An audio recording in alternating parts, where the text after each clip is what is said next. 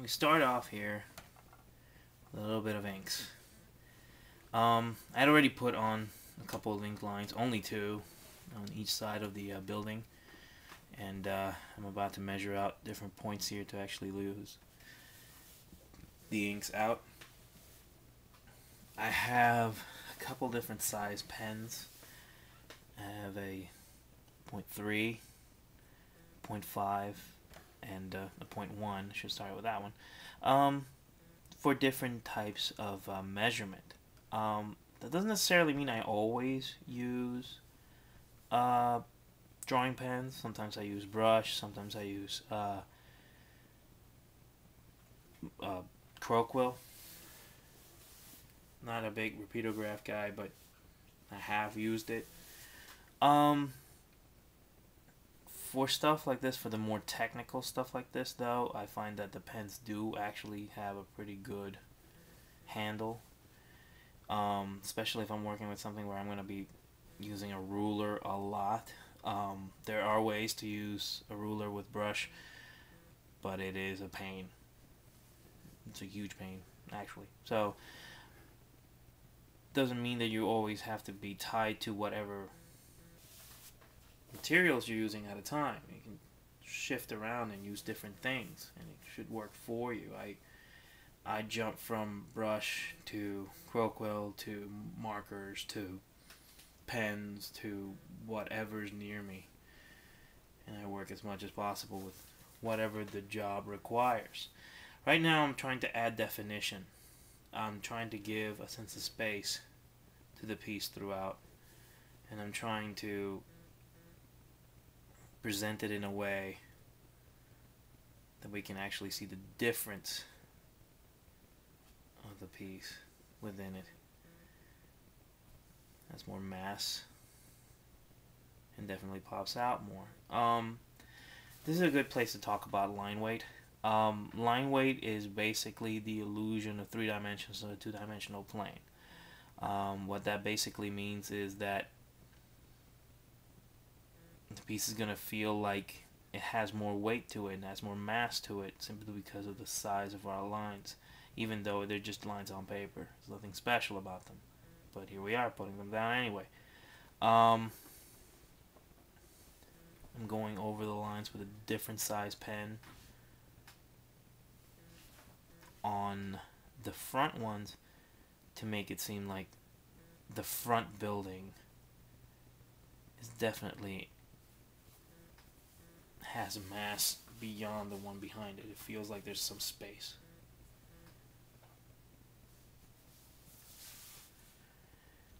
Now with ink, you have to be a little bit careful. Obviously, if you slip, if you draw out of the line, if you screw up, well, you screwed up.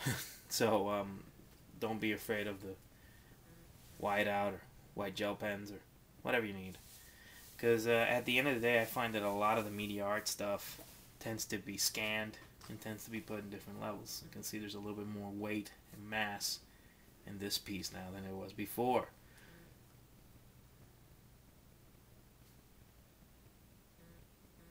And we move on from here to add a little bit more detail to our piece.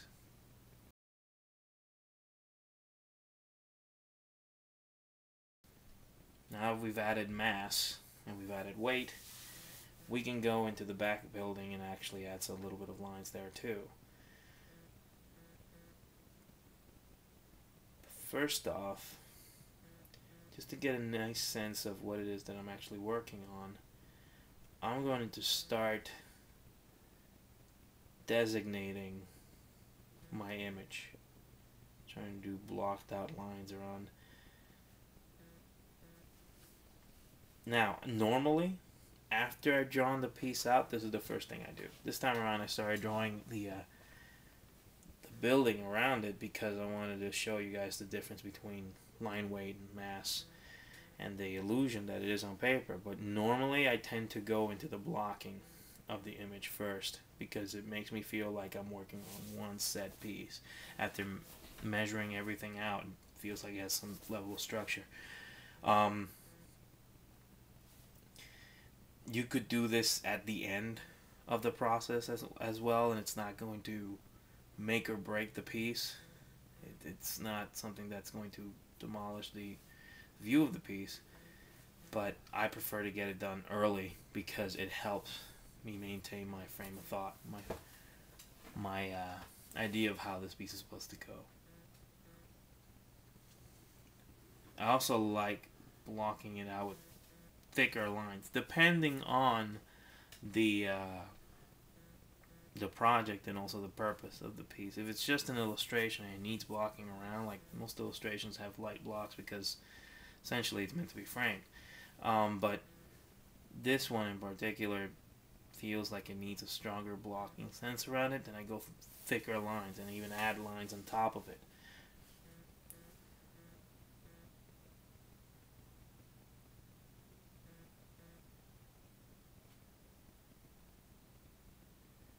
It is a smaller illustration, so I can really get into it.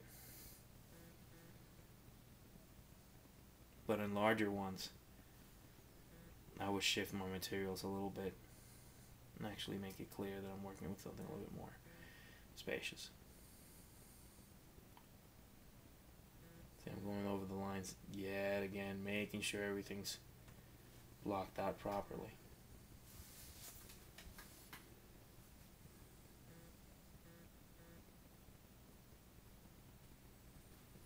Now, when I do actually do lines and they don't 100% end up on the blocked area, I just go back in and color in the white area.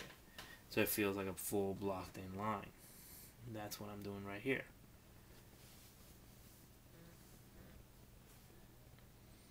Now this in particular might be an affectation because a lot of this stuff, if you're putting it and you're scanning it in, you can just take it to Photoshop or Illustrator and really block it in there, but I prefer to do it by hand because, I don't know, I have problems.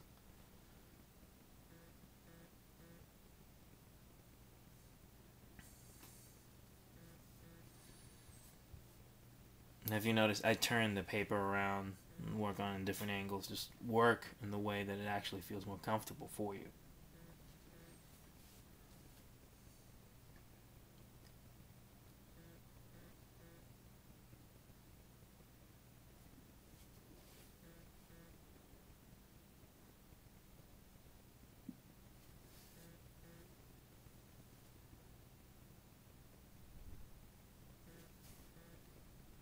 Again, this is something that could be done at any point in the illustration, but it does add a sense of definition to it, so I tend to do it early. This is not something that I'm saying that's set in stone. You must do this at this specific point.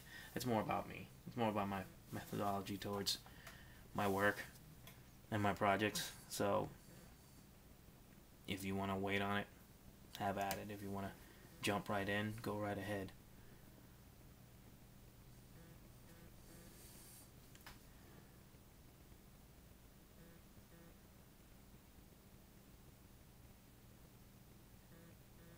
It is a little time consuming, as you can see.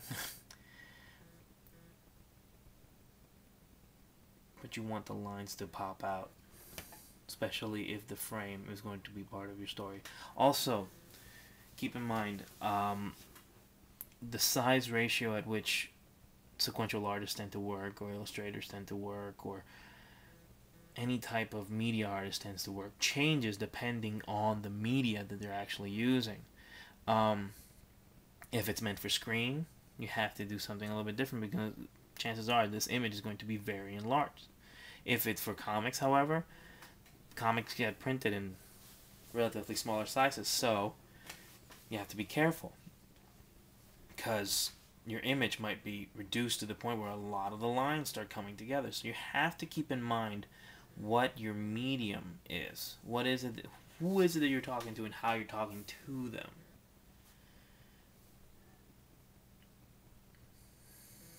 Now that I've got my blocking set up, I'm starting to go back in and starting to define my building all the way throughout. Doing my lines,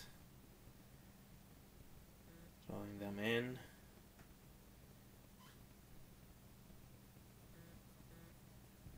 starting off with the front building because I want to add the most line weight to it.